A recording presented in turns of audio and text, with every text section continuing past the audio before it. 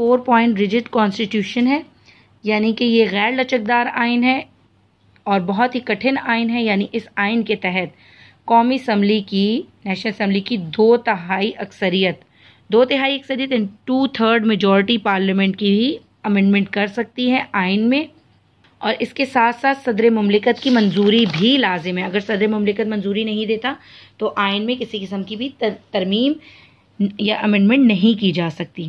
اس کا 5واں point uni cameral legislature ہے، یعنی یک ایوانی مقننہ. 1956 کے آئین کی طرح 1962 کے آئین میں بھی یک ایوانی مقننہ ترتیب دی گئی تھی، جسے قومی اسمبلی کا یعنی نیشنل اسمبلی کا نام دیا گیا.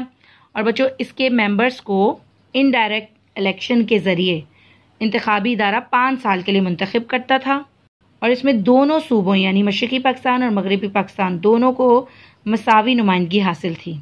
اب جو اس کا 6واں پوائنٹ ہے سنگل سٹیزن شپ، یعنی واحد شہریت. یہ بھی 1956 کے آئین کی طرح ہی واحد شہریت کا اصول اپناتی ہے، یعنی پاکستان کے تمام شہری صرف پاکستان کے ہی شہری تھے، مشرقی یا مغربی پاکستان کے نہیں. اور بچوں اس کا 7واں پوائنٹ ہے فنڈامنٹل رائٹس، یعنی بنیادی حقوق. اب بچوں اس آئین میں بھی بنیادی حقوق شامل کیے گئے اور ان کے تحفظات کی بھی ضمانت دی گئی. اور اس کے ساتھ ساتھ یہ بھی طے کیا گیا کہ ان حقوق کے منافی کوئی قانون سازی ممکن نہیں ہے اور حکومت کا کوئی شعبہ بنیادی حقوق کے خلاف اقدام نہیں کر سکتا. اب بچوں ان میں اہم ترین بنیادی حقوق کون کون سے تھے؟ تحریر و تقریر، یعنی لکھنے اور بولنے کی آزادی، اجتماع اور انجمن سازی، مذہبی آزادی اور جان و مال کا تحفظ شامل تھا اس میں. اب بچوں اس کا بہت اہم پوائنٹ ہے اسلامک پروویژنز، یعنی اسلامی دفاعات. اس آئین میں قرارداد مقاصد کو جو آبجیکٹیو ریزولوشن تھا اس کو ابتدائیہ کے طور میں شامل کیا گیا، اور جس میں کیا وضاحت کی گئی جو کہ 1956 کے آئین میں بھی واضح کی گئی تھی کہ پوری کائنات کی حاکمیت صرف اور صرف اللہ تعالیٰ کو حاصل ہے، اور جو بھی اختیارات عوامی نمائندوں کو حاصل ہوں گے وہ ایک مقدس امانت کے طور پر حاصل ہوں گے ان کو. یعنی پاکستان کی عوام جو ہے وہ قرآن و سنت کی حدود میں رہتے ہوئے حاکمیت کو ایک مقدس امانت کی حیثیت سے استعمال کرنے کے پابند ہوں گے.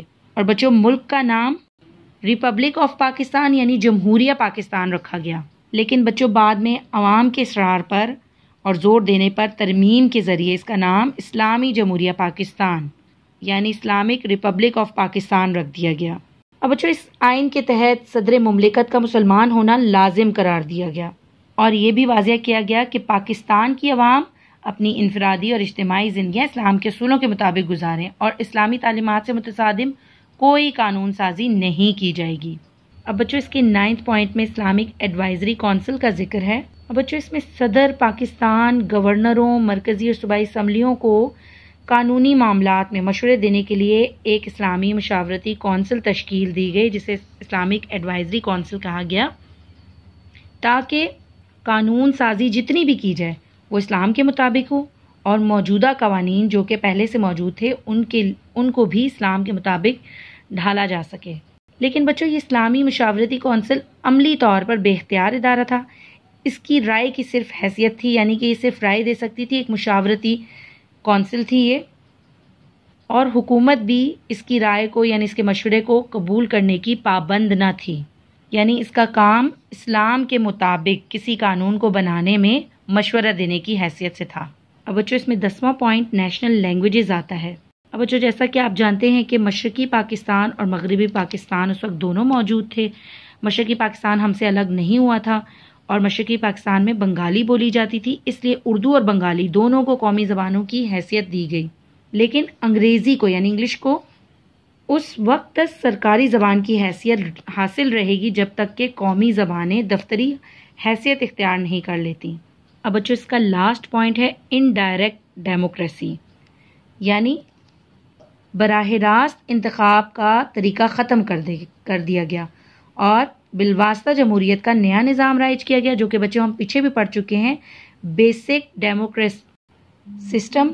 اب بچوں صدر، قومی اسمبلی اور دونوں صوبائی اسمبلیوں کے یعنی مشرقی پاکستان اور مغربی پاکستان جو کہ 2 صوبے بنائے گئے تھے، ان دونوں کی جو صوبائی اسمبلیاں بنائی گئی تھیں ان کے انتخاب کے لیے ایک انتخابی ادارہ قائم کیا گیا، اور اس ادارے کے جو ممبرز تھے وہ تقریباً 80,000 تھے، اور ان کو عوام منتخب کرتی تھی، اور یہ ممبرز دونوں صوبوں سے یعنی مشرقی پاکستان اور مغربی پاکستان سے یکساں تعداد میں لیے جاتے تھے، یعنی 40,000 دونوں صوبوں سے لیے گئے۔